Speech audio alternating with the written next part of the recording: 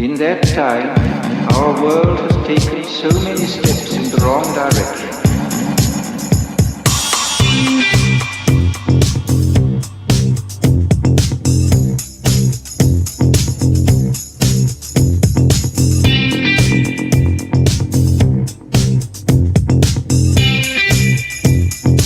In the negative utopia, science, technology, social organization, dehumanization. In the negative utopia, science, technology, social organization.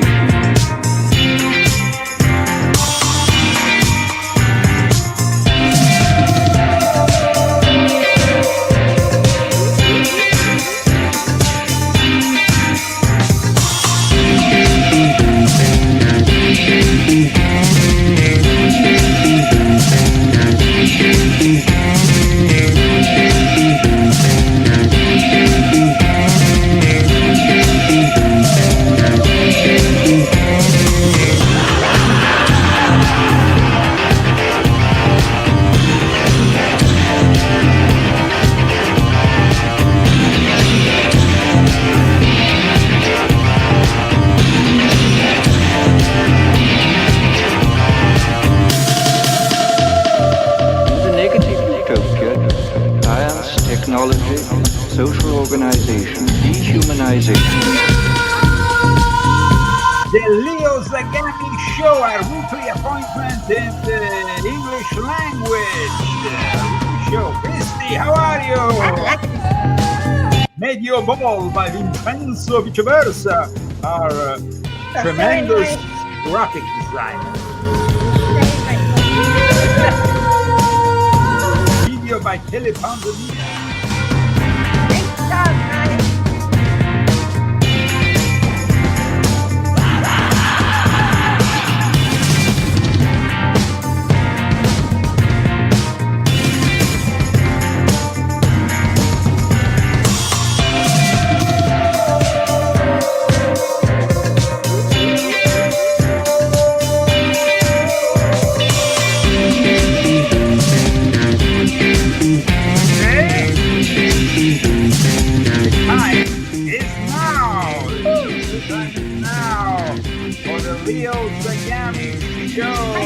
Leo and Christy. And of course, the subject of today, new revelations about 9/11 and the CIA confirmed the ongoing cover-up. A subject that came into my mind earlier today. And suddenly I see that 9/11 is trending again.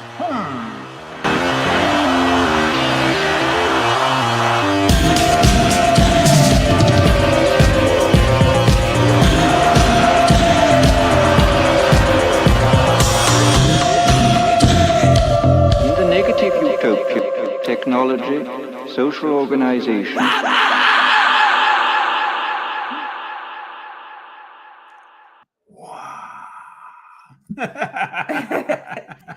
Okay, the Leo Zagami Show, our weekly appointment. I'm Leo. She's Christy. And Rambo's over there. Rambo's over there. First of all, we would like to thank the sponsors of our show for today. Christy, who are the sponsors? We have Bruce and Malgarizada. Thank you so much for donating and for everybody that bought the books. Thank you very much. And also those who every now and then donate without wanting their name in the public eye. We also do that, so no worries. To donate and to support our show, you can do it both anonymously or publicly. That's happening with GoFundMe, because we are no longer on PayPal, but you can use GoFundMe still, I think, even with PayPal. So let me put GoFundMe here on top of the screen, and we have also Cash App. You can find the link at leozagami.com, where you can also find my latest articles. So here we go with the Leo Zagami Show. After thanking our sponsors, we usually like to... Oh yeah, we have the applause. The applause! And because we're only a couple of people here in the studio, we make it larger than life with this applause.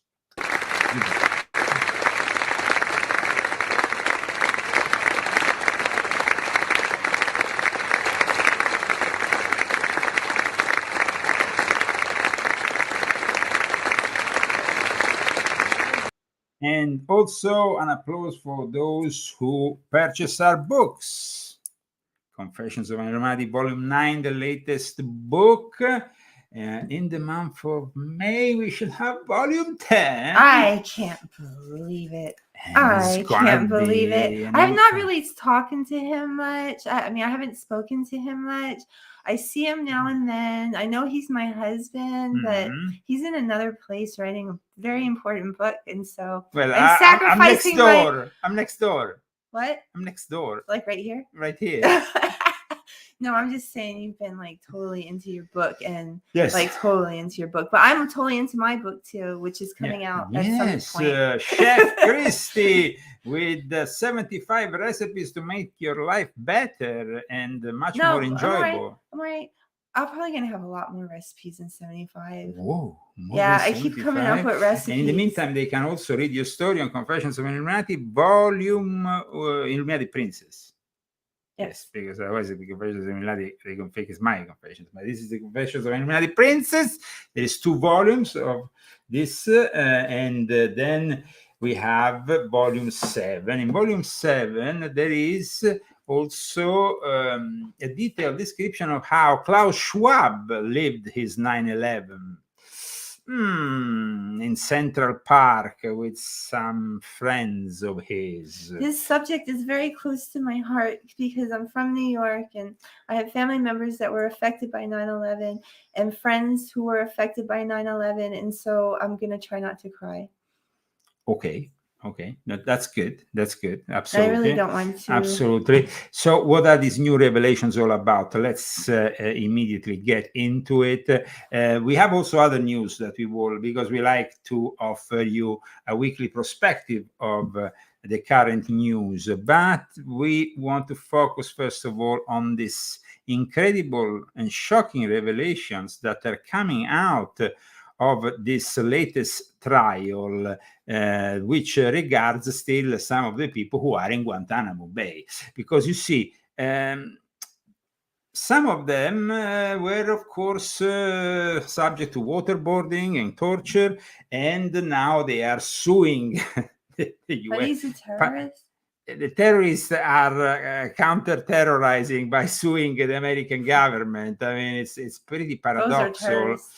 Those are definitely terrorists, but let's explain, first of all this story, because it comes up from a psychologist who has given his testimony. He was present in the interrogations of a guy called Khalid Sheikh Mohammed. Now, this guy has to let's show Khalid Sheikh Mohammed for those who don't remember him, because he was captured on the 1st of March 2003, and he was accused of being the mastermind of this highly sophisticated. Made me sad. No, but first of all, let's imagine the scenario here, because now we're going to show this gentleman who looks like pretty much like a beast.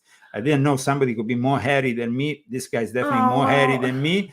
But let's discuss a little bit this guy, because this guy is supposed to be the highly sophisticated mind that has put together the synchronized terrorist attack of 9/11.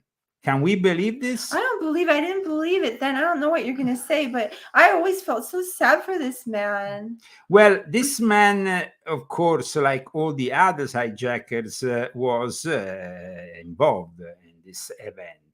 And so sad, but sad up to a certain extent. I don't know, just maybe the way he's being well, of course. I don't. Well, these days he looks much more healthy and happy in his new home in Guantanamo Bay. No. I mean, on the contrary of the other ones who were the actual suicide attackers, this guy was only the alleged mastermind. And these days, he looks very, very different. I think he actually has dyed his own beard in a wild red color. Let's go and check, because it's very important what is going to happen. This guy, actually, you felt sad for him, and probably you should all feel sad for him, because this guy was actually interrogated for 3 years, no stop, by 3 different interrogators daily.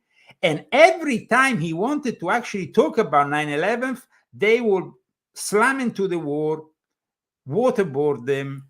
And so the CIA didn't want to have any information regarding the 9/11 attack from him. This is the latest revelations from the New York Times. Now, let's go into this story because it's quite fascinating, and it starts from last summer when suddenly we hear about a supposed plea from these people who are still in Guantanamo to try to fight their death penalty and all that. So all this happened to appear in September on ABC News.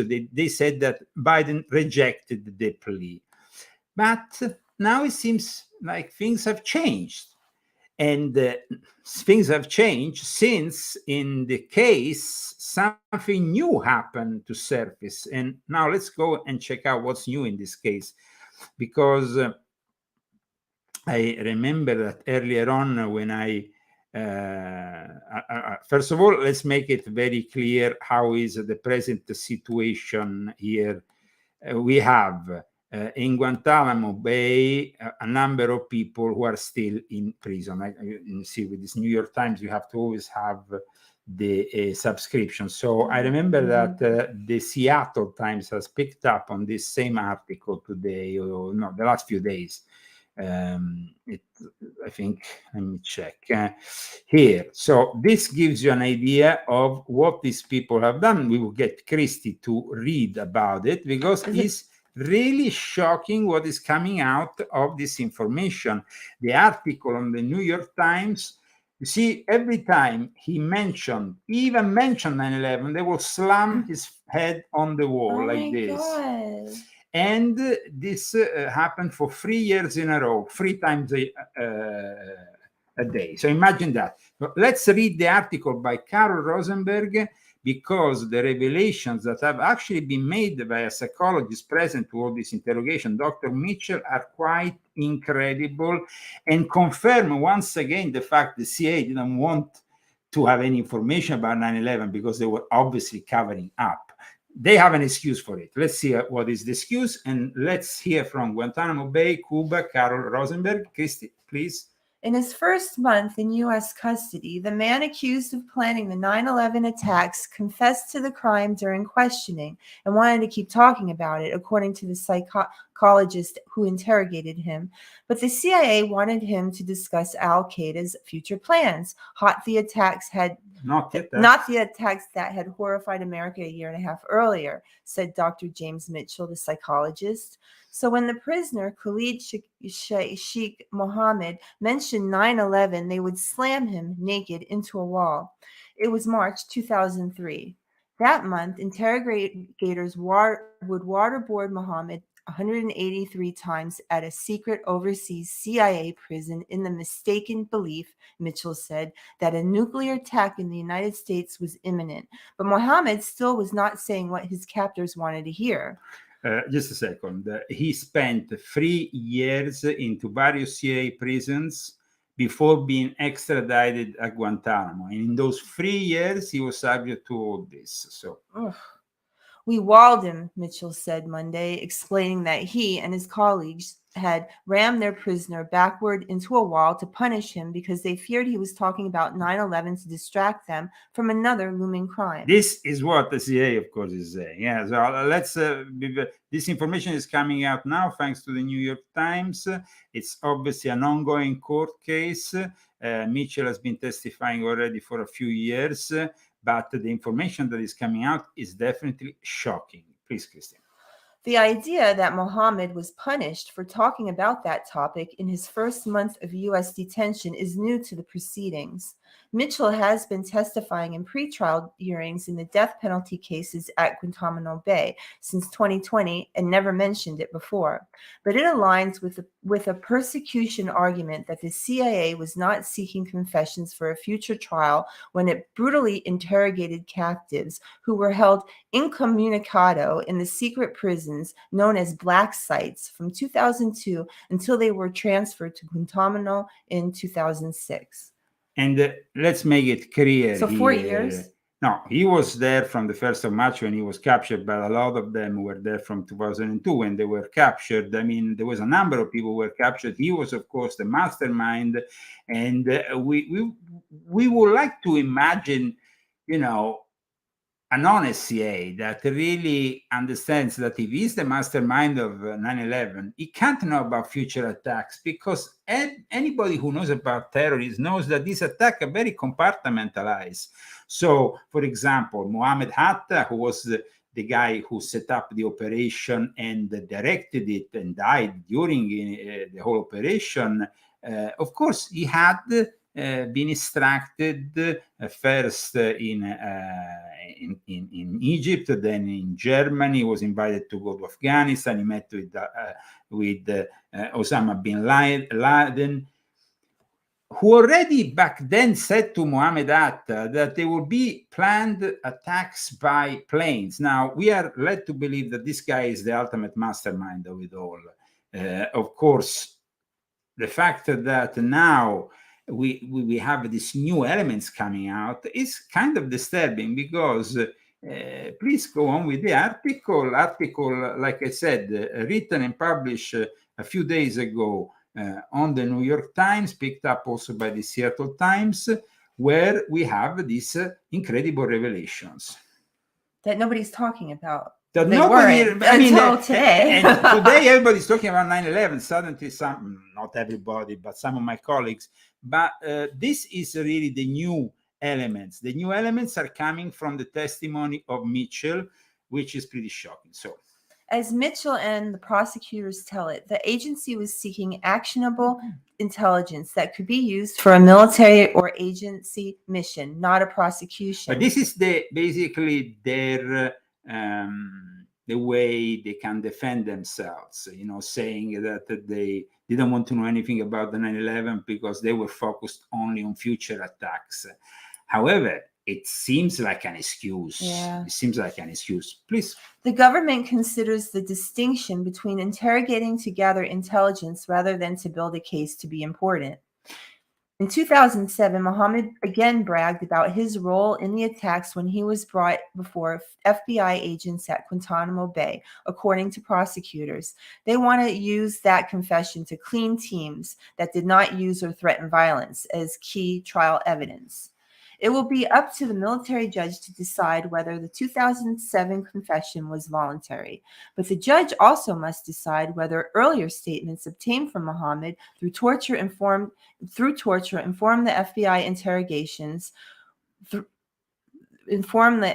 interrogations, which could make the confession inadmissible. Yes, because if you obtain this kind of information by torture, of course, it goes beyond. It's inadmissible in court, right? Yes, inadmissible in court, goes beyond what it's legally possible to do. And so Mitchell testified that Mohammed had been questioned up to 3 times a day, you see, Christine, almost daily for 3 years in the CIA prison network before his transfer to Guantanamo.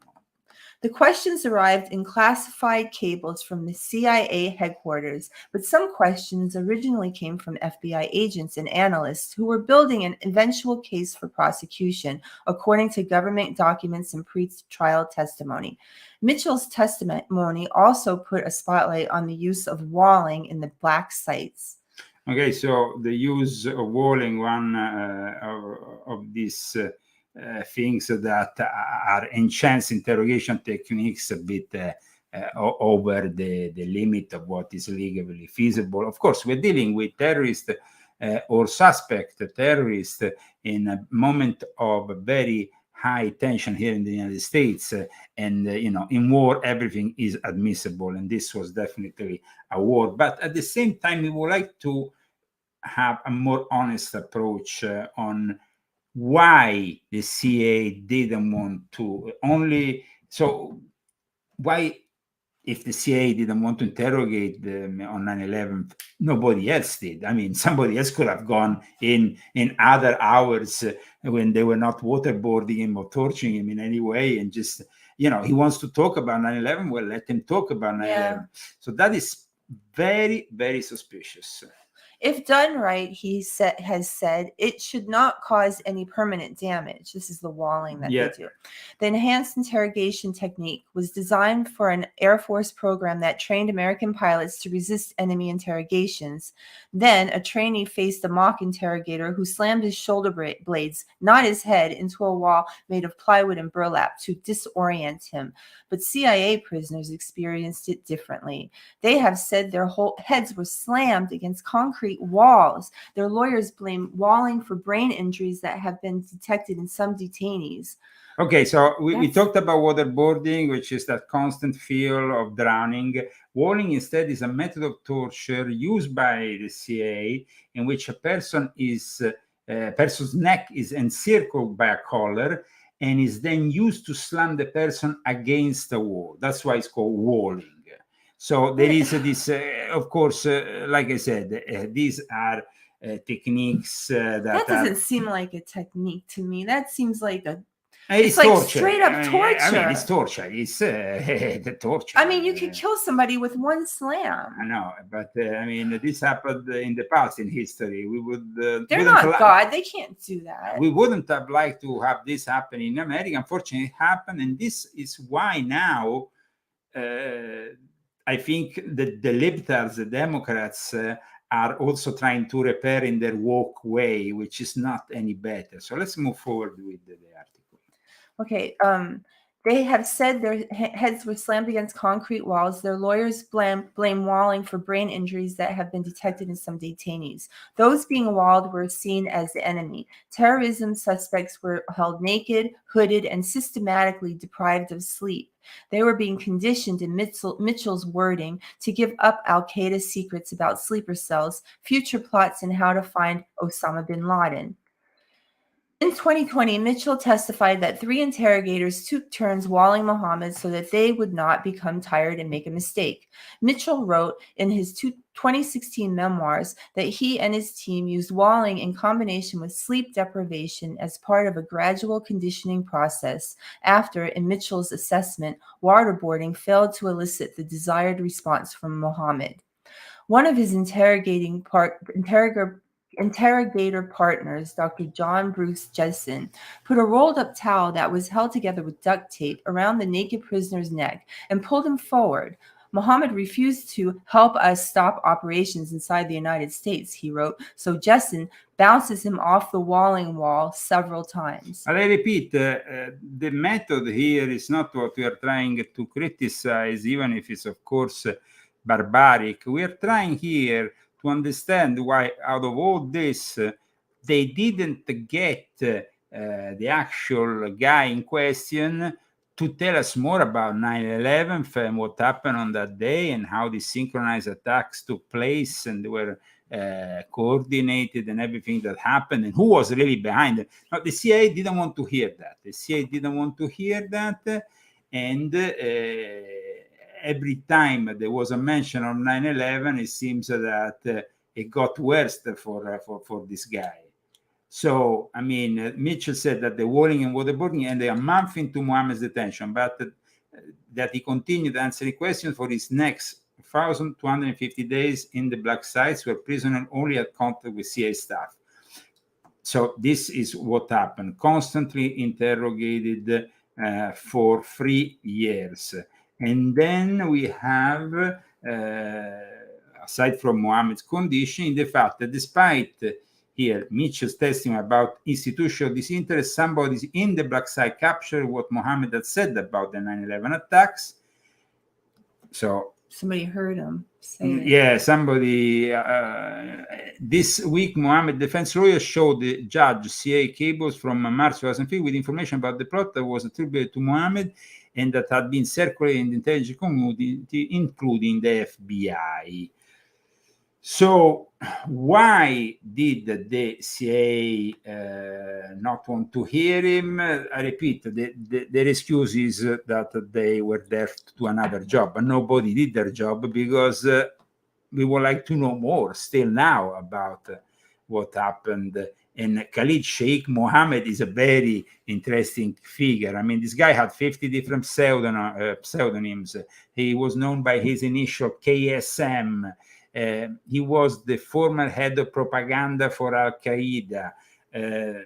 He was basically a member of the Pan-Islamist terrorist organization of Salafi descent, because this is all elements that come from okay, with Osama bin Laden is clearly Wahhabi, and Wahhabi is really the emanation of Salafism of the worst kinds. Now, problem is here, why the alternative media in particular is not discussing so much these revelations now, today. It seems to me quite clear that today, aside from everything that is going on in the Middle East now, nobody wants to go back to 9/11 because, and I want to make it very clear here, there is a lot of platforms that are giving space to anti-Semitic rants.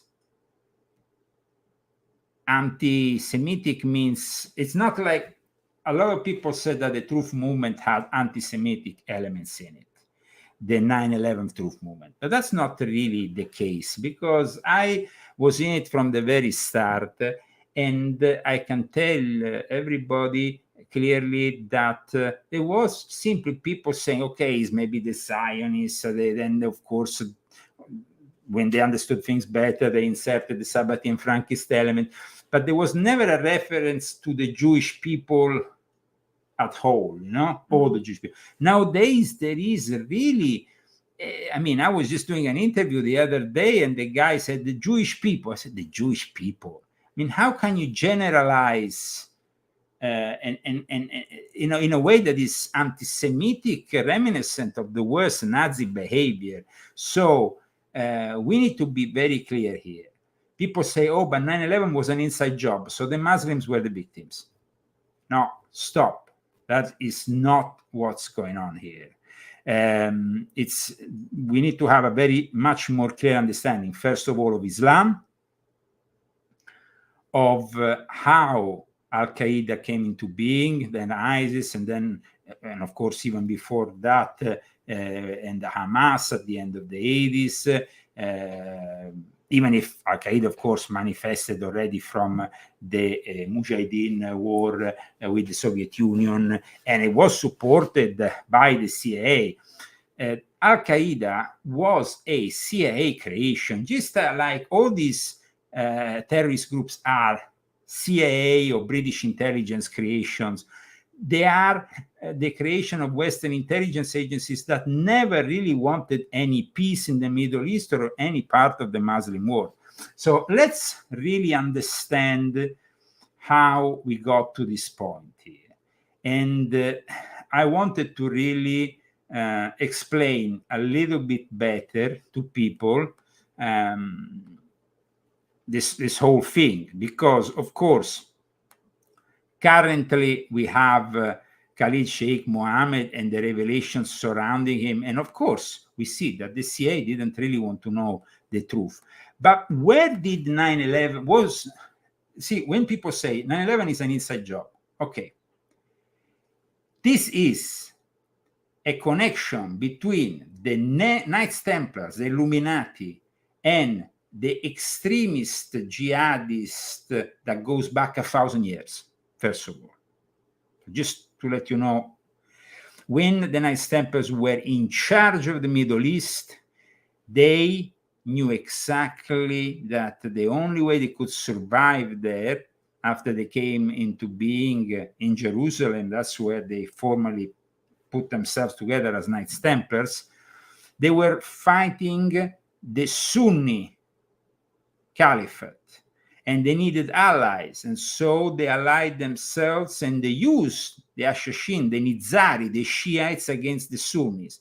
They played the opposing factions of Islam already back then, and at the same time the Nizari Ashashins were professional assassins that were also working on commission, just like the people from Al-Qaeda, just like the people from ISIS, just like the people from Hamas. These are mercenaries. This is something that people need to understand. So then at one point somebody will tell me, but does moderate Islam exist?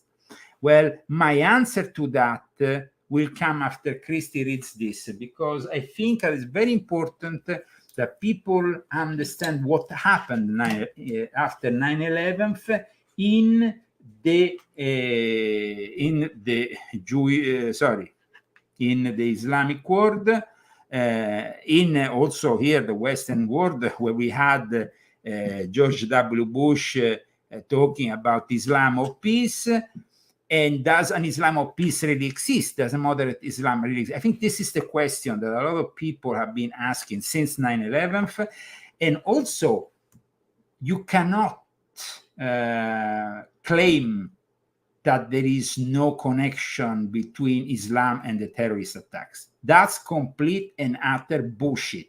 The Illuminati of the West have been working with the Islamic extremists for 1,000 years. And in the last 3 or 4 centuries, they revived that alliance, first with the Sufi confraternities of Northern Africa. During the colonial uprisings, the English took advantage of that to instigate against the French colonies, the Sufi confraternities. And later on, at the end of the 19th century, they created the Salafist movement from within British Freemasonry in the Middle East. So, and the Salafists became then the Wahhabis, the ultra-conservatives that then wage war against the Sufi, who are regarded as now the more innocent. So all this is divide et impera, divide and conquer, create different factions. So let's read this.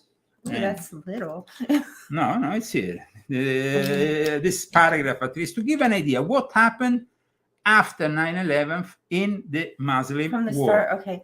As for Muslims all across the world, the number who celebrated wildly was not small and included not just Palestinians and other Arab So Muslims. first of all, they were celebrating, okay? Wake up a second, guys, because this is very important for all of you nowadays who, I don't know how it happened. Suddenly, the alternative media is basically reasoning like MSNBC or these leftist libtard mainstream channels that like to blame everything on Israel and of course portray the innocence of Hamas that never existed. They are criminals. They are absolute criminals, and they are the same mercenaries that killed almost 3,000 people. And when I say mercenary, this needs to be clear. Mercenaries means that of course there was an inside job and there were people directing it from here, because the father of George Bush was an ancient and accepted right Scottish Freemason. When you reach the 30th degree, you reach the mysteries of the Ashashins, and you know about this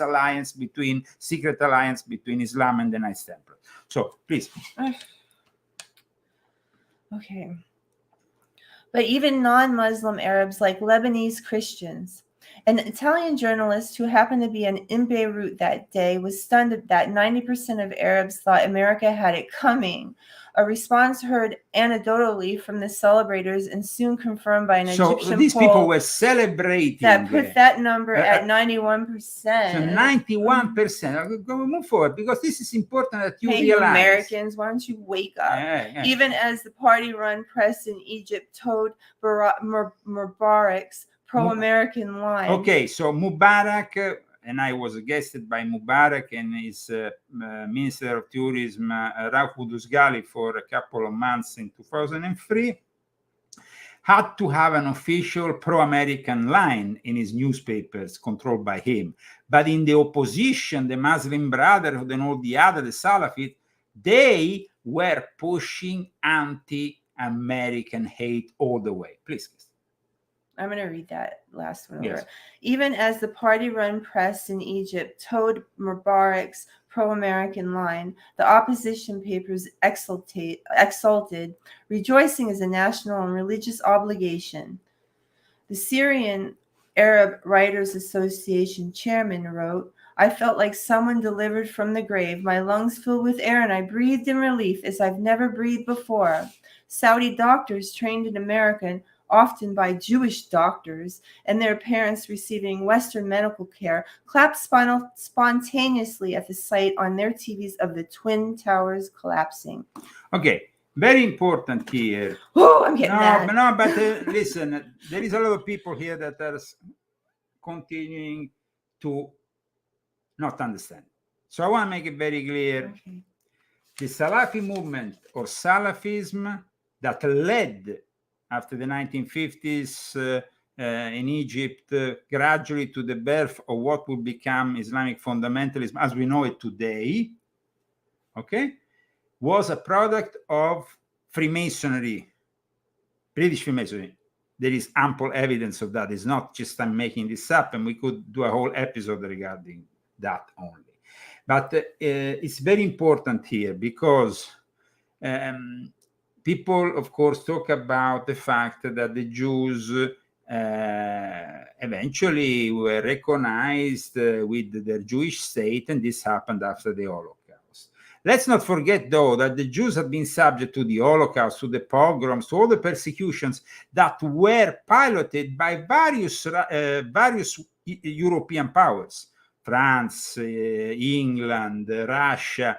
And in the end, these people had to go somewhere. And they were pushed to go and, in a way, recolonize, relive in what used to be their promised land. So people who say, oh, but they went there as invaders and basically the Palestinians lost their home. First of all, the Palestinians, this name Palestine, well, then, this also is a misunderstanding because all that area that includes all these states that then came into existence, Egypt, Jordan, all the areas, Lebanon, they were all part of an empire who lasted for hundreds of years and was the Ottoman Empire. It was after a gradual penetration of the Ottoman Empire by both the British and the French, their lodges and all their secret society, and instigating the birth of various Sufi fraternities, Masonic bodies, the Salafi movement and all that eventually they will get the Ottoman Empire to collapse. And from that moment onwards, then they will take, with the Sykes-Picot Agreement of 1916, the sphere of influence, and of course, they arrived after to the Balfour Declaration. Now, all this happened because behind the scenes, though, in countries like France and England, there was a Sabbatean Frankist.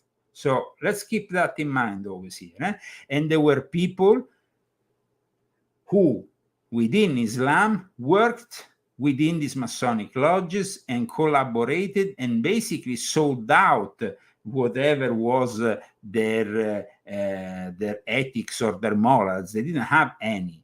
That is a big problem here.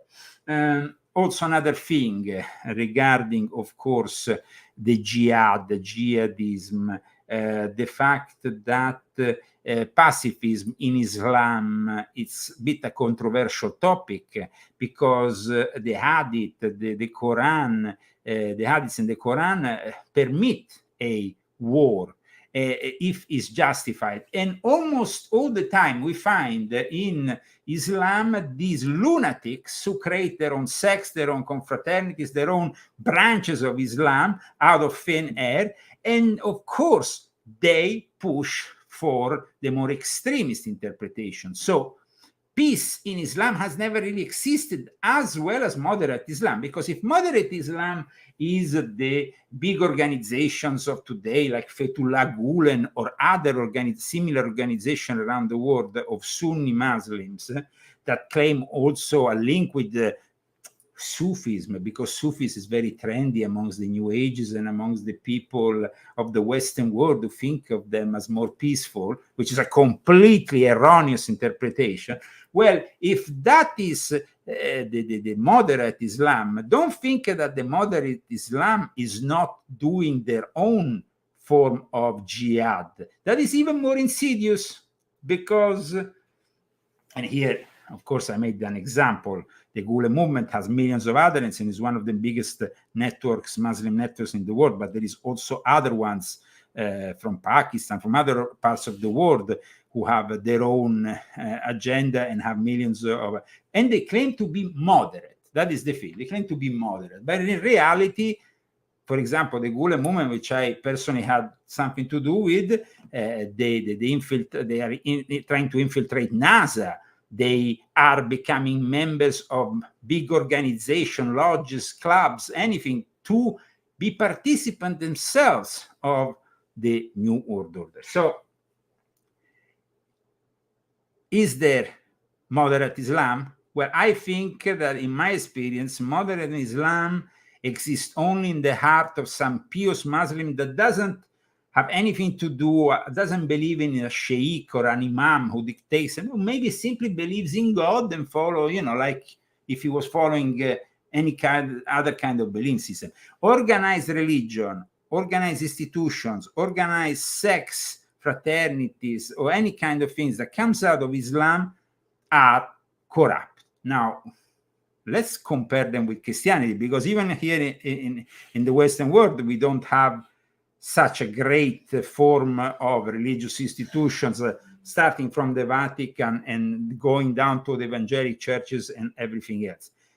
The problem, though, with Islam is that their interpretation leads to violence, religious violence, something that is not contemplated in Christianity in the same way. So that is why, yes, potentially there could be some pious Muslims that could eventually be moderate, but the majority of Muslims today, unfortunately, are not. And this is a reality that we here in the West, where they're coming more and more Muslims. Remember, guys, we are dealing with 6 million Muslims here in the US that are currently US citizens. You can't really talk about these people as people to westernize. They already have a US passport. You should have thought about it before. So it's about coexisting, but it's also about understanding their limits, and not being naive. Because if we are naive, then that's it. We will have other 9/11s. We will have the possibility that some of them infiltrate institutions. And let's not forget that most of these Muslim organizations, they are constantly working hand in hand with one party, the Democratic Party. The Democratic Party, guys. So it's not like the Republican Party, when it came to Gulen, they wanted to send him back to Turkey to be judged after the coup of 2016. Trump tried, Flynn tried, Rudy Giuliani advised Trump to, in 2017, to send him back. Nothing, because the CIA and the woke element in the CIA, the same people who didn't want to know the truth from the guy from Al-Qaeda. There is a deep state. There is a military-industrial complex that is protected by this deep state. And we have to be honest about the fact that they are completely corrupt. So let's move on with the perception that the Muslims had after 9/11, because we need to wake up. Okay. Okay, I was just seeing where I was. Yes. Okay. Alas, 9/11 was a source of unalloyed joy to anti-Americans the world over, a fortiori to anti-American Muslims, no matter what expression of sympathy came from diplomatic voices, including the Iranian Ayatollahs. Only the most fantastic, egocentric reading of reality could believe that Muslims around the world were as appalled as Americans about 9/11. And yet, that is precisely what the jihadis wanted the kuffar to believe. The kuffar are the infidels. That's the meaning of kufir. It means infidels. Oh.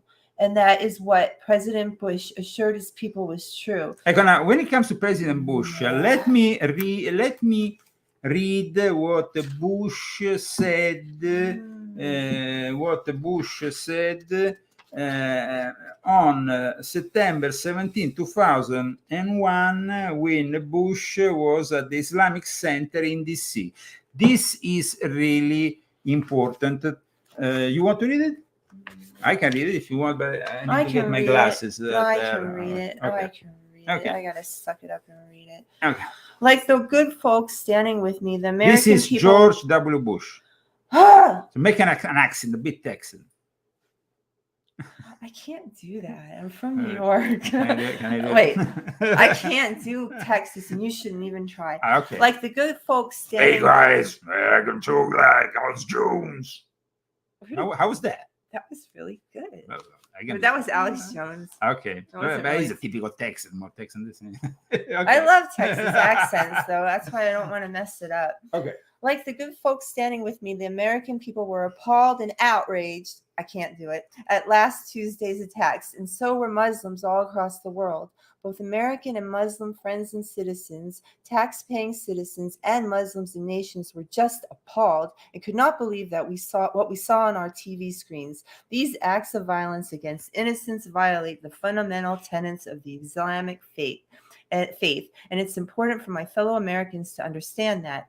The English translation is not as eloquent as the original Arabic, but let me quote from the Quran itself. So this was George W. Bush a few days after 9/11, knowing that there is millions of Muslims in America, trying to avoid the confrontations of faith, of religion, a religious war, and this is what he said, quoting from the Quran.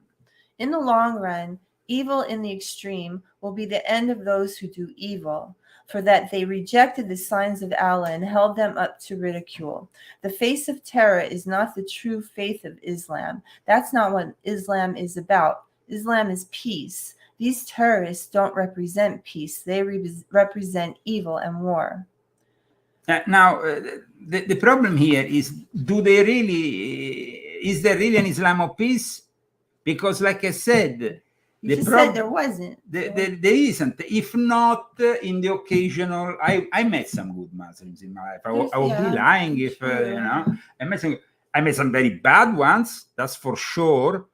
Like Bruce said, Richard Landes, who is a great journalist, has published this in Little Journalist, Anti-Semitism and Global Jihad. Can the whole world be wrong? A great book just to pick up. Well, you know what? People get brainwashed, and until I met you, I was really brainwashed into believing the things that President Bush had said during the time. I was one of those that really believed him. I'm just patriotic. Of course. But like Richard Landes says, no one gains more from these offuscations than the very caliphators who have undertaken the outrageous asymmetrical war and still need the cover while their war is in the cover stage. I think that it's very important also to understand who inspired this war amongst the Illuminati. So let's go to another book that that gave birth to the project of a paramasonic think tank called PNAC, Project for the New American Century, that was created in 1997. This project came into existence after the publication of a book called Clash of Civilizations, which is basically a book that was published in 1993. It was developed after a speech that was held in the American Enterprise Institute, which is a very important institute for public policy research. Is another front of the CIA, of course. And the Clash of Civilization author was Samuel P. Huntington. It's very important to understand who this guy was, because this guy was extremely influential. So let's go and check him out here in his Wikipedia. These were the knights, the Neo-Templars, who eventually on 9/11 will give birth to those terrible attacks. Samuel Huntington is now dead, but of course his spirit lives on, and lives on the book that he wrote. A book, because he was a political scientist, he was an advisor during the presidency of Jimmy Carter. He was the White House coordinator of security planning for the National Security Council. And eventually he will bring his theories to this book, The Clash of Civilization, which basically was, what are we going to do now that the Cold War is finished in a post-Cold War New World Order? So this is basically not a secret, because you can even go on Wikipedia and they tell you that this guy, but people don't know about this guy, and especially they don't know about him and the other members of what became the very powerful project for the new American century that then organized the 9/11, because amongst them there was George Bush Sr., Jeb Bush, Samuel Huntington, Donald Kagan, Robert Kagan, Douglas Fitch, Dick Cheney, Donald Rumsfeld, Irving Kristol, William Kristol, Dan Quayle, Paul Wolfowitz, Richard Perry, Karl Rove, Michael Lydon. Michael Lydon is an important guy, because Michael Lydon is a point of contact between the European Illuminati, the P2 Lodge of Monte Carlo, which I was a member, and of course the American Illuminati. There was Bill Bennett, and all these people, they were kind to constitute a lodge that some say was then later on called Hathor Pentalpha. So these people, they picked up on what was presented to them in this book. So let's go and check this book that influenced the birth of such a powerful, organization within the Illuminati that eventually will influence. But guys, remember, if there wasn't that part of the Muslim world that was pushed and will collaborate actively and become the mercenaries of these evil people, they will not have been. So there is not one, you can't blame only the people on this side of the world and not the people on the other side of the world. It's very important. So okay, this is not I want to say something that will shock you today. This was not an inside job. This was an inside-out job.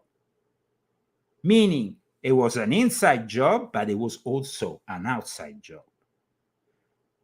The interests were both on the Wahhabi side, Saudi Arabia, as the pockets of George Bush and his family of crooks, all dealing with oil, just like the Bin Laden family. And they were all happily united by business, money. The Clash of Civilizations, though, inspired all this, because the Clash of Civilization explained how we're going to bring these people to fight in a new millennium in which the ideologies of communist fascism have kind of faded out. And the answer came when, in this book by Samuel P. Huntington, we have the explanation. So here it goes. In the summer of 1993, Foreign Affairs published an article entitled The Clash of Civilization by Samuel Huntington. That was the moment this kind of thing started to evolve into then becoming a book. No article, according to the editors of that distinguished journal, had generated more discussion since George Kennan's article on containment in the 1940s.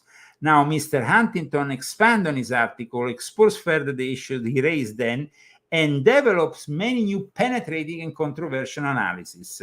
So, this is important to understand what's going to happen. Today, in the post-Cold War era, no? The critical distinctions between people are not primarily ideological or economic, they are cultural.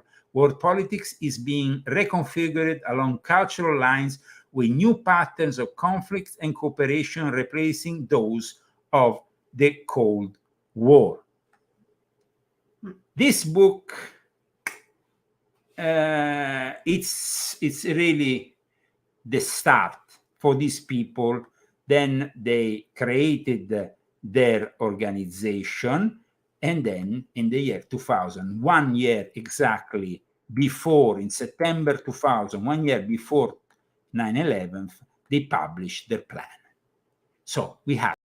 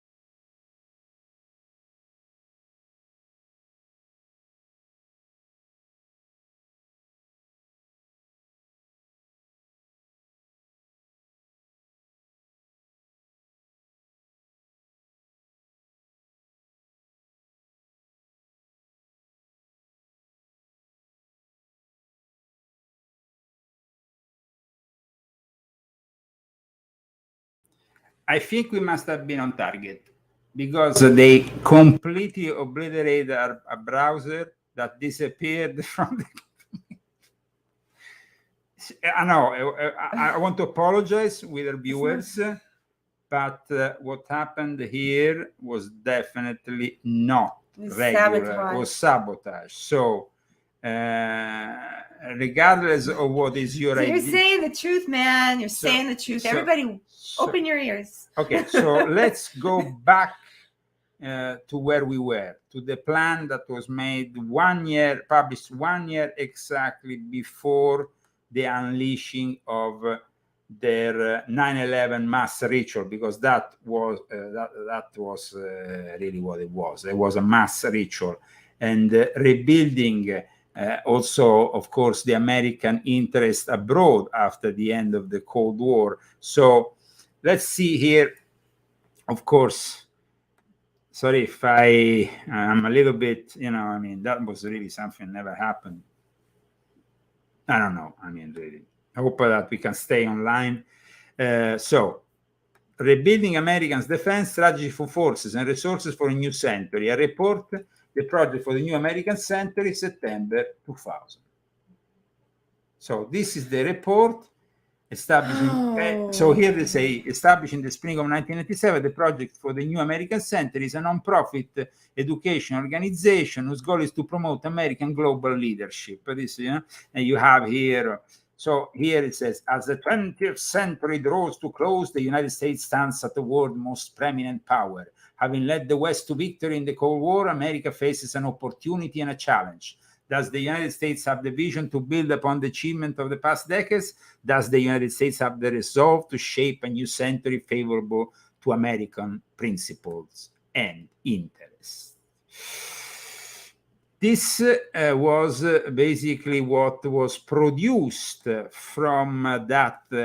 You see that the book inspired all these people. They came together, they founded this organization, and after they published basically their plan, and everything went like on until eventually the world will be suddenly shocked and will be discovered, the myth of Osama bin Laden in a cave somewhere in Afghanistan, conspiring and basically bending down the American mighty force with this. I mean, it was just like, it's very Hollywood. I mean, if you think about it, the whole show, it was a show. It was a sad event.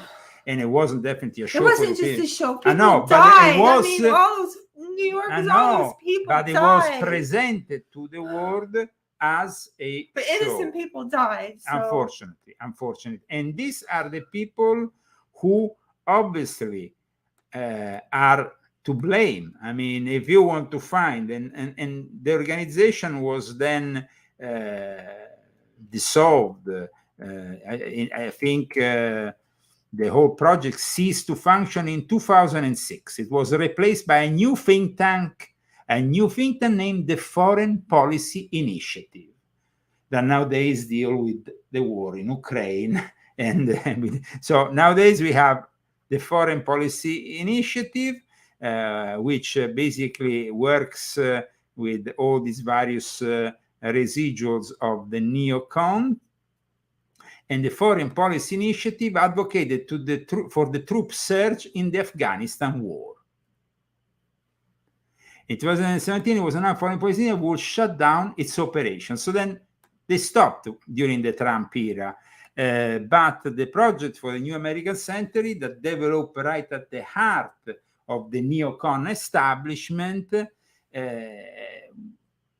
was criticized by Bill Clinton, of course, who played a very ambiguous role. But it was fueled by all these people who, for a long time, of course, were the protagonists of American politics, right in the period which led to 9/11. So this is basically the organization, the think tank, the structure that in some way built all that. Nowadays, the post 9/11 is to be found in the Great Reset of Klaus Schwab. But of course, all this it's also has inspired in the Islamic world terrible things like what happened on the 7th of October. Now, the 7th of October is partly an inside job, just like 9/11. There were people obviously within the Israeli establishment that shut an eye and let it happen. And of course, this is terrible, just like 9/11, but it happens because of those people, that deep state within Israel, is those Sabbatian Frankists, are just as bad as the deep state that we have over here in America. There is too many compromises that unfortunately happen when you are dealing with the military industrial complex. The fact that a guy, though, like this is trying to tell us the truth, and the CIA doesn't want to hear that truth because the CIA knows the truth. So the CIA, I'm not saying the whole of the CIA or the whole of the FBI, but these institutions have demonstrated in recent years to be in the hands of the woke, corrupt network that wants to destroy the very fabric of America. Because you see, we have a big problem. We have the fact that these extremist organizations, they continue and they ruin the people that, of course, the people in Gaza, the poor people in Gaza are subject to a terrible situation at the moment. But those people are entrenched with hate, that same hate that after 9/11 they were celebrating all over the place, and they were, wanting to do the same. So 9/11 inspired all these terrorists that these days in growing numbers are present in the Middle East. Islam is more and more entrenched with hate and anti-Semitism. And this is the world is full of hate. The world is full of the world is full of hate. We see that now the war, of course, in the Middle East is creating situations like the Houthi rebels, who are themselves with the excuse, because the Houthis, do you think that a group of people in Yemen, where there's poverty that you can't even imagine, because on the contrary of the other surrounding states, they don't have oil or great resources, so they are constantly poor, they are Shia, so of course they are not like the Wahhabis, the Sunni, they treat them bad because they are Shia. And so do you think that these people are spending all this time and resources to fight against the ships that pass in the Red Sea, like this one? They sank this British ship that they hit 2 weeks ago. Now it's sunk. Here the images of this British ship that was hit. But do you think that these people have really an ideological interest? They are simply mercenaries. People have to stop thinking of Al-Qaeda, ISIS, Houthis, Hamas, Hezbollah, and all these terrorists as organizations moved by some kind of ideology. They are moved by a brainwashing ideology, of course, that it's cultivated within the Muslim world, but it was activated originally here in the West, and it was then cultivated there, of course, grown up there. And the fact that you have increasing poverty, especially after the pandemic in those Muslim countries, they need to have this kind of thing, because otherwise they will be fighting within their own countries, and they will create civil wars that will basically create an instability. Instead, they create this hate that is externalized. And of course, Israel is always there, and so Israel will always become the scapegoat for all their hate.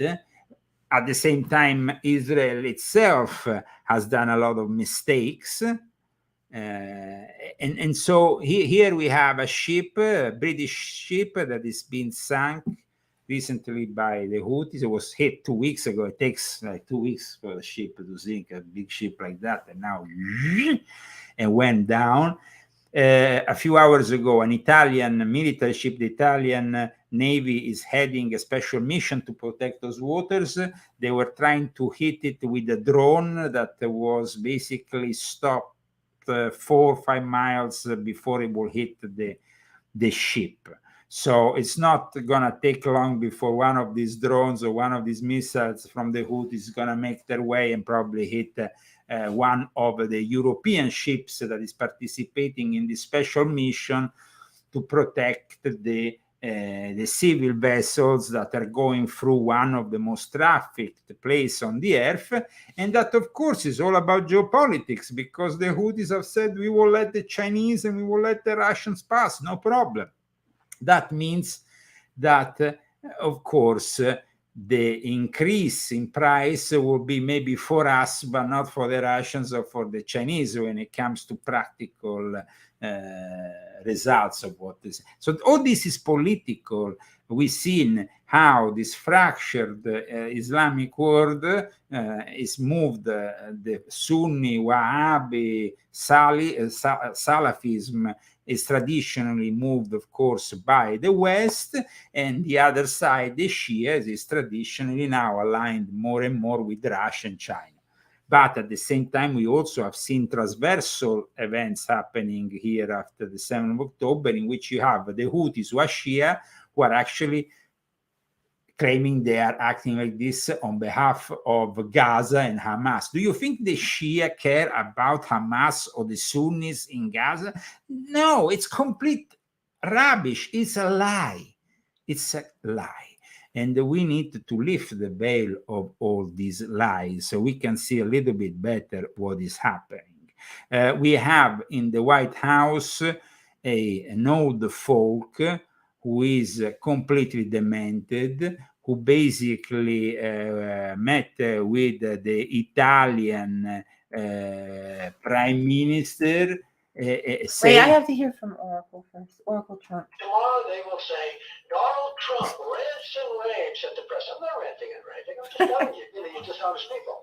Regarding Trump, just the latest. So, he has, of course, won another primary, and it's one primary after the other for Trump. I think in Missouri. Now, Trump has won in Missouri, so that is the latest. But also there is a poll that comes from the left that confirms that he has the leadership. And if it's actually a publication like DNYUZ, I don't know how you Youths, whatever it's called, it's very popular among the libtards. But in any case, they say voters doubt Biden's leadership and favor Trump. This is on the poll. Voters doubt Biden's leadership, and well, that's good. Yeah, the Trump is definitely winning. That's for sure. Voters favor him because today also we saw a very emotional moment in which he was talking in North Carolina. There was somebody with a heart attack, and there was Trump who stopped for maybe 15 minutes because he really cared. He cared about really this poor guy who. So we hope that things will change. Even here in California, where you have a shifty shift, he has to compete with Steve Garvey, who actually is doing a remarkable job. And so we hope that Steve Garvey manages to.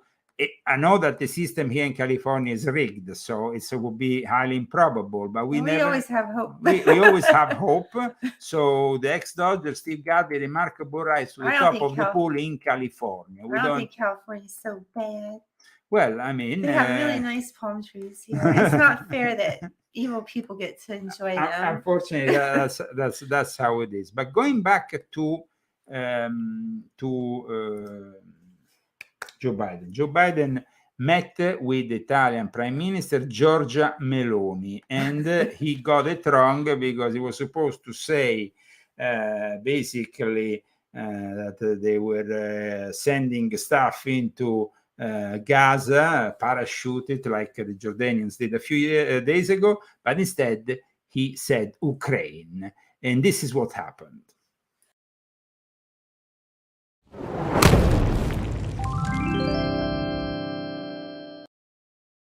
In the coming days, we're going to join with our friends in Jordan and others in providing airdrops of additional food and supplies into Ukraine,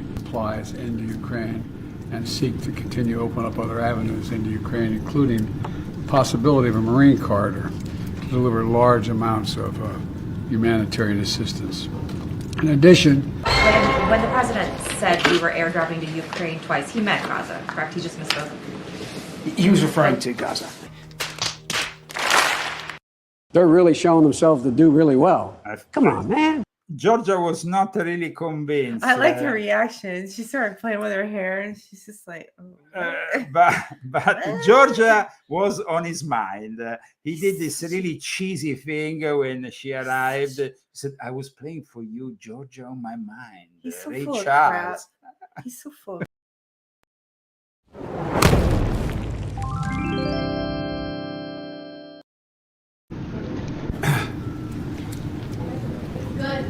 everyone in? Yes, sir. Well, Prime Minister Maloney, thank you for being here again.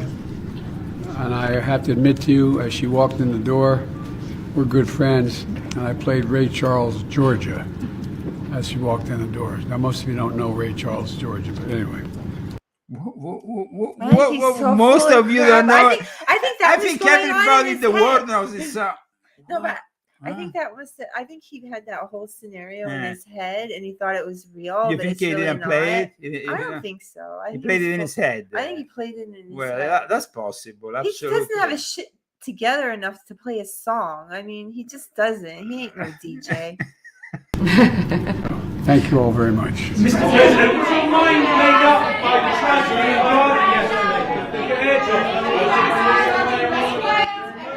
Ladies and gentlemen, Joe Biden. He just watches the camera capture.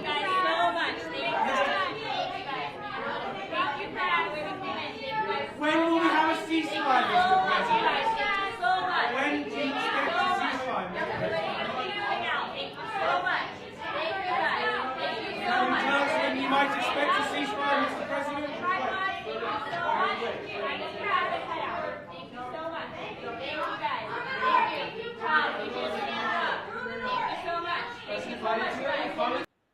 I mean, we are in the hands of somebody who is just out of this world. I mean, it's like seeing really the fall of Atlantis here. Something. I mean, I have. I have talked about the fall of Atlantis extensively in this book as a parallel to the present fall, and I mean, at one point in Atlantis there was a good situation, but then. When they didn't respect the god, there were a number of gods, but of course they had, I think it was Poseidon. They all thought they were a god. Well, but they were also, they were in the golden age, let's say, of Atlantis, they also worship a specific god. And when they went against that, they started to have a lot of problems. And of course, we are in a situation here in which technology can be used to our advantage, but also for our fall. Now, in the last few days, there was a lot of talk about the AI Gemini, this new AI created by Google, which failed completely to the test because it started to put out, images of black Nazi soldiers and crazy stuff like that. At this point, a lot of people have actually asked for the head, meaning, of course, Sundar Pichai, who is the CEO, to be replaced. I think that this woke extremism that manifested through the programming of this AI, who suddenly will make the whole world woke, it went a little bit over the top. So even Yahoo and the Wrap published an article talking about the crisis of Google that it's like you go woke, you go broke, and that's what it's all about. Then you have Newsom, who is basically in another controversy because he helped his friend from Panera. Panera is a chain we have. I don't know if you have it in other parts of the US, but we have it. There's about 20 restaurants. No, it's not. It's like a cafe. What is it? How you would describe it? A cafe. It's like, I don't know. You can get a sandwich But there it or is, fresh bread. It's okay, like they it is do a chain. bread. It is a chain.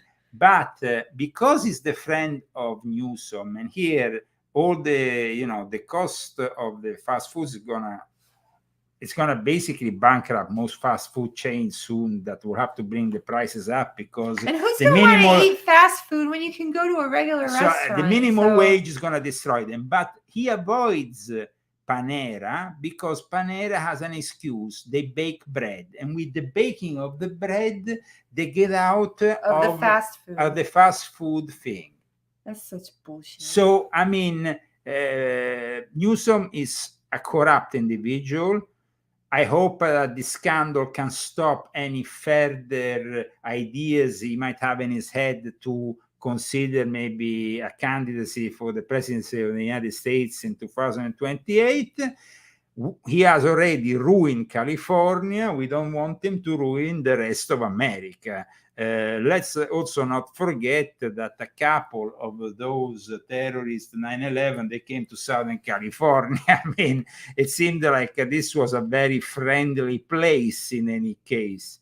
But that's what's happening with Newsom. Instead, regarding the last few weeks, there's been a lot of talk about bunkers for millionaires and all that. Now there is also another talk, a talk about gold rush, meaning that a lot of rich people like Mark Zuckerberg, amongst millionaires, are doomsday prepping by hoarding gold as selection and sell outages spark end of times fear.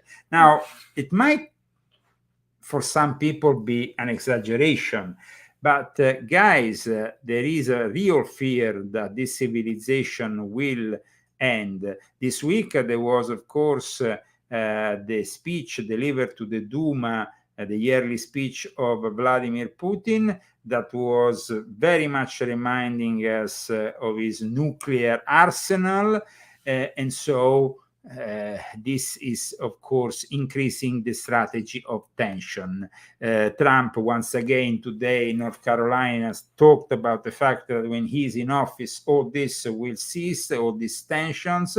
But also in the last 24 hours, the head of BlackRock, which is an important organization,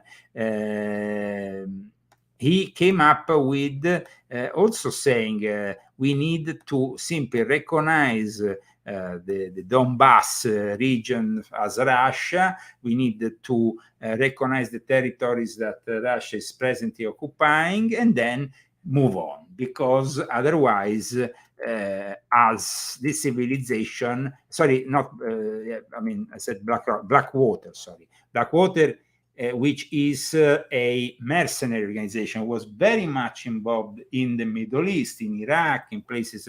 But this article I find very interesting because it explains to us that the crisis at the moment, of course, it's all connected, the Middle East, what's happening in Ukraine. Often Ukraine has been caught selling their weapons to Hamas and other terrorists. We give them the money, we give them the weapons, and then they sell them. I mean, they're a bunch of crooks, Ukrainians. In any case, Blackwater founder calls for ugly peace in Ukraine. The West should recognize Crimea and Donbass as part of Russia in order to freeze the conflict, Eric Prince has said. Now, I'm not saying that Eric Prince is a great guy because he's the head basically of a group of mercenaries. But having said that, he is a realist. So he's simply saying what it's clear to everybody. We can't continue with this war without losing more and more. But of course, it fits in the clash of civilizations. It fits in a necessity of America to still be a protagonist when it comes down to the Democratic Party and the neocons, because nowadays the Republican Party doesn't have neocons anymore. We have seen how Nikki Haley has been completely obliterated. Mm-hmm. We saw this week how Mitch McConnell announced he's leaving in November, just in time for Trump's election, his position as a leader of the GOP and in the Senate. He's not going to completely leave, but he's going to leave his leader position he kept for over 20 years. This because the Republican Party has been able to purge completely that neocon element which was responsible for 9/11. Yay. So today we are here discussing the new revelations. Get rid of the neocons. Get rid of all of them. No, but nowadays the neocon basically are simply without really.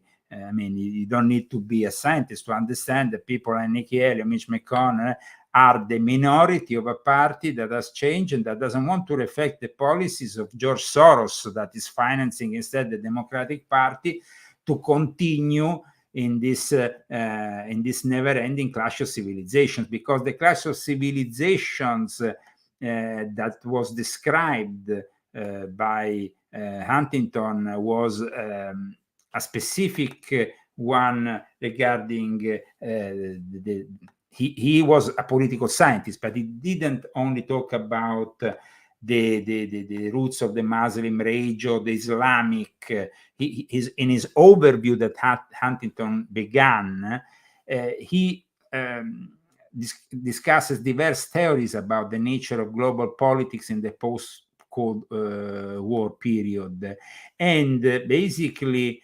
it's about not only the Muslim world, but also the Orthodox world. He talked about the fact that the former Soviet Union, excluding the Baltic states, most of Central Asia, Azerbaijan, the former Yugoslavia, and all this fall under the Orthodox Church, and that Orthodox Church will be in conflict with the rest of the West. That's why they then infiltrated and managed to bring within the realms of their Masonic lodges people like the Patriarch of Constantinople or the Patriarch there in Romania. And then, of course, they didn't manage to bring the Patriarch of Moscow, who instead is leading with Putin a breakup from this view. But it still fits within the clash of civilizations. So it's not only the Muslim world. The Western civilization also had problems, and in the post-Cold War, Samuel P. Huntington was basically working and saying things that still, after all these years, I think about it, how many years have gone by since 1993? It's like really, I mean, 35 years. It's incredible. So, 30, no, how many years? 30 years? 31 years? Don't ask me, I'm bad enough. Just say. So what Huntington said, and it's something that I would like Christy to read before the end of this show, is kind of illuminating. It is my hypothesis that the fundamental source of conflict in this new world will not be primarily ideological or primarily economic. The great division among humankind and the dominating source of conflict will be cultural.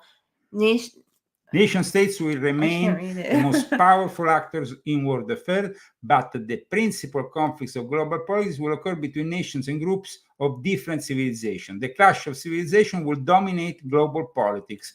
The fault lines between civilization will be the battle lines of the future. And this is what is still happening today. It's manifesting fully today in 2024, but it's been manifesting since the 90s. Just imagine of all the conflicts that in the Balkans, everything that happened in the Balkans. Then after the Balkans, there was the Balkanization of the Middle East. So there was a further conflict that was brought over there. Then we had, of course, the instability of the so-called Arab Springs and all that BS. That was I think Sorry? Bosnia was in the 90s. Yeah, no, that was the Balkan, the Balkans, and all the instability that followed the division, the fall of Yugoslavia. There used to be one nation, and then divided in Bosnia, Serbia, and all the fights that were between them, and all the rest. That, of course, were part of this clash of civilization. Today, Serbia, that initially was seen as maybe a candidate for Europe, but after having been bombarded brutally by Bill Clinton, who had to cover up his blowjobs at the White House under the Oval Desk with Monica Lewinsky, then what happened was that now Serbia is actually in the hands of Russia. It's basically more close to Russia and China than it is to the rest of the West, to the Western world, Europe and America. And this is a bad mistake that was done, but it is part of this whole plan here. For example, now we have, and this is of course the last news of the day, but it was also very important, the fact that Transnistria, which is a breakup part of Moldova, which is not part yet of Europe, and could be easily invaded by Russia because there's already stationed since the Cold War a few thousand soldiers there with their own depots of weapons, and the majority of the population there is of Russian descent. And it seems like Moldova, like I already predicted right at the beginning of the war, and you can go on leozagami.com for that, will be the next battleground. So it seems you're like always right. It seems like that. Regarding instead Georgia, she went also to visit that communist of Justin Trudeau in the communist country of Canada. And she asked him, because now she's the head of the G7, she asked him and said, well, if you come to Puy in June, there will be this meeting of all these people from the G7, which is now the losing side of the world order, as the BRICS is with Russia and China is becoming the most popular organization. The G7 seems a little bit, but this is what she said to Trudeau, who seems really, I mean, I don't know, this guy is becoming more effeminate by the minute. As you know, we have this very big community here of Italian Canadians. So next time, I in an international meeting, I expect you to talk also a bit in Italian. So we add another language. Well, maybe he could learn Italian, as he's half of a Spanish language, being the legitimate son of Fidel Castro. Maybe he could get into the Italian language. I don't know. It's similar to Spanish. I'm sure he knows Spanish, so maybe he will not take. Regarding instead what is happening in the last few hours, of course, this war is fought on the shoulders of the poor people of this planet. But remember, guys, that these are, of course, scenes that we don't like to see. The fact that desperate people are basically flown from, from the air, the food and other stuff. But this is actually a good way to avoid that food that was going in with the trucks go directly in the hands of the terrorists like Hamas. At least we know that some people will maybe get this food and will use it to eat. It's a terrible humanitarian crisis, though it's also their making, because when you are educating the children to become a terrorist and to hate from a young age your neighbor who is Israeli, who is Jew, who is Christian, well, that is what you get. I mean, we really need to understand what I said today regarding 9/11. It is an inside-out job, just like Hamas, like Al-Qaeda, like ISIS, and you can't blame them only on the Middle Eastern people, the Islamic people, but neither you can blame them only on the Western people, because if this deal is a deal that has been ongoing for centuries, And there is people who are okay with it. And unfortunately, these corrupt people all over the place. When I went into the Middle East and I saw these rich people who, of course, send their sons, their granddaughters to the best schools in Europe, in America.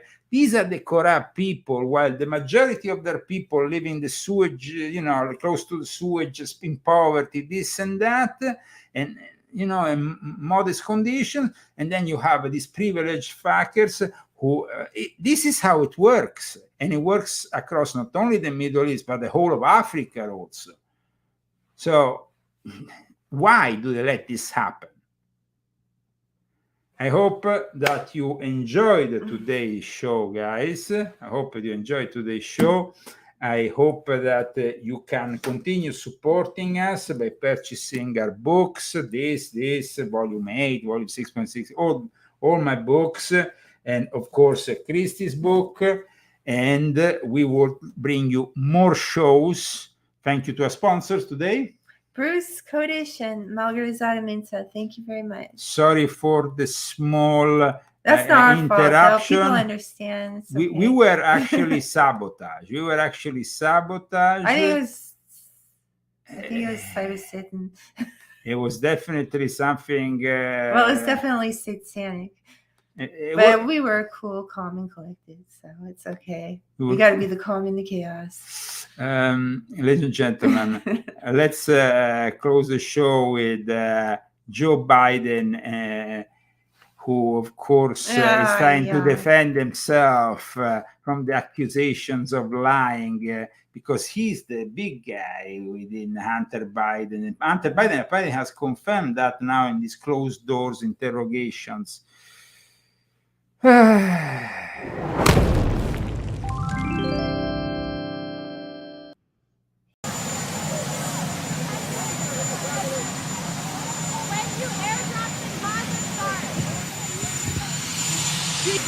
Johnson has accused you of lying repeatedly about your interactions with your son and brother's business partners.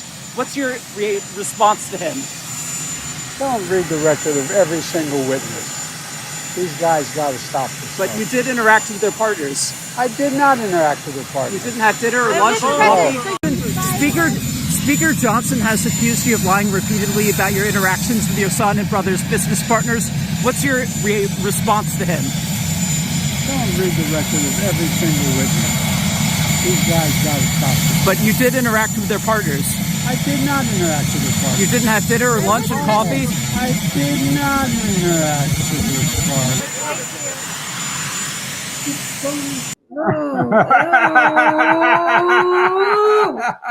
Ew. Guys, thank you so much for following today's show. Please put like, spread it on your social networks of choice. We need to get more and more people on board to make them aware. He's asleep.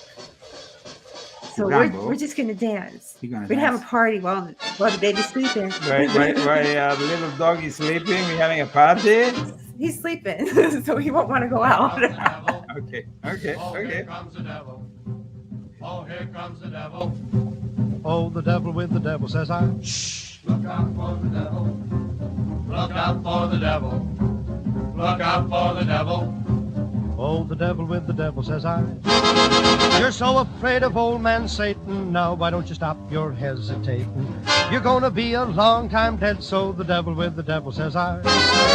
You're always giving me the dickens, telling me that life's no easy pickings. But just as long as I have... We had also the death of Jacob Rothschild. But remember, in a dynasty like Jacob Rothschild, once you have one guy dying, you have the next one. Let's remember that the Rothschild family represents Sabbatean Frankist heresy. Okay, can we do this song now? Look out for the devil. Oh, the devil with the devil, says I. Enjoy! Next week.